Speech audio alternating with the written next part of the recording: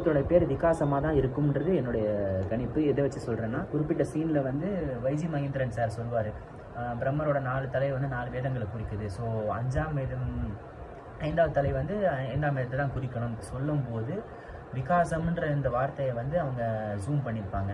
இந்த 4 வேதங்களும் physical ஃபார்மாக represent பண்ணுற எந்த எபிசோடுலையுமே அவங்களுக்கு எதிர்த்து தான் நிற்பாங்களே தவிர்த்து அவங்களுக்கு பக்கத்தில் நிற்கிற மாதிரி எந்த சீனுமே வந்திருக்காது, எக்ஸப்ட் ஃபார் ஒரு சீன். அந்த விகாஸ்ன்ற சின்ன பையனை அவங்க காட்டுக்குள்ளே கடத்தி வச்சுட்டு அந்த மேனுஸ்கிரிப்டை எனக்கு எக்ஸ்சேஞ்ச் கொடுத்து உன் பையன் நான் திரும்பி வாங்கிக்கோன்னு சொல்லும்போது அந்த ஒரு பையன் அந்த 4 வேதங்களுக்கு சரிசமமாக அவங்களுக்கு பக்கத்துலேயே நின்றுட்டு இருப்பான்.